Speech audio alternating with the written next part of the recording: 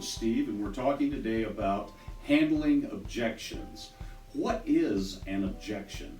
Well, an objection is simply an unanswered question in the mind of the prospect. They wouldn't be giving you an objection unless they had some sort of a question about something about your presentation. So, the better your presentation, guess what? The fewer objections you will get. Secondly, we can look at objections as a minor obstacle that needs to be removed in order to progress the prospect forward to setting an appointment and ultimately signing that listing agreement at the listing presentation. So how do we handle objections effectively? We know we're going to get them all day, every day when we're doing our prospecting, doing our lead follow-up, and at the listing presentation. First of all, let's follow our model. The first thing on our model is to repeat and affirm.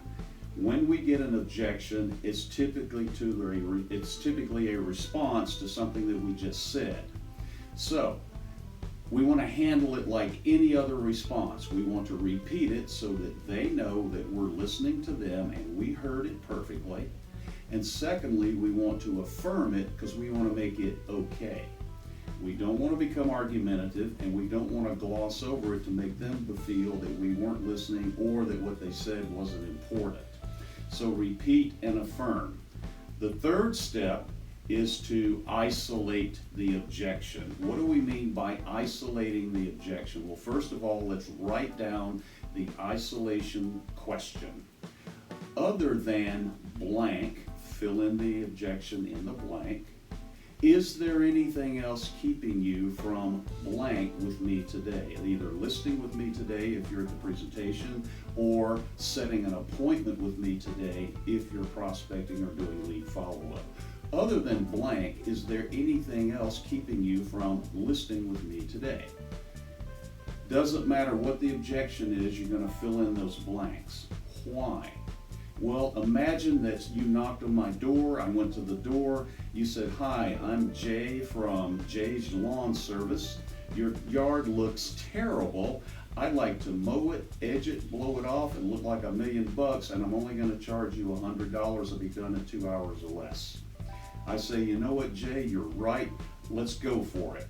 I just made a verbal contract. I just agreed to do something for Jay, which is to give him $100, as long as he does what he says he was going to do about getting my yard whipped into shape. 2 hours later, he's at the door with his hand out. Now, do I feel consciously and subconsciously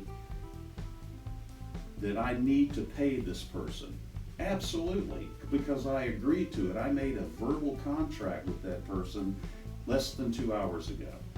So I hand him the $100.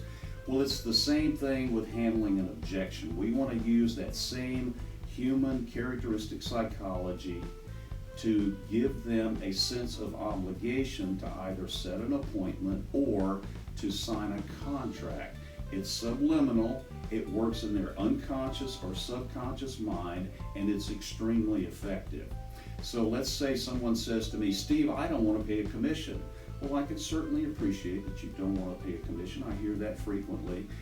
Let me ask you, other than not wanting to pay the commission, is there anything else keeping you from setting an appointment with me today? Well, no, that's the only thing. Fantastic. May I share with you why it's in your best interest to invest in the commission at no cost up front? And then I give them the rest of the handler, and then I say, "Isn't that what you really want?" Well, that's exactly what I want. And you still need to be in somewhere by some time, don't you? Give them their motivation, and then boom, ask for the appointment. That's exactly why you and I need to meet immediately. I'm available right now or later at 6 this evening, which is best for you. It doesn't matter what the objection is, as long as you have your isolation memorized, your isolation question, fill in the blank. It works with any objection.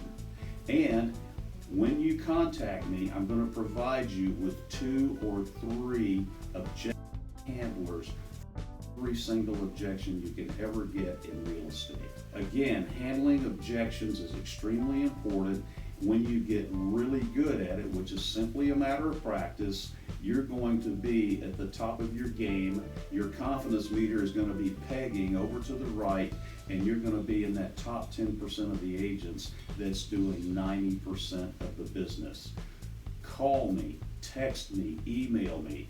I have something that I want to share with you that you need to be much more successful and much more productive.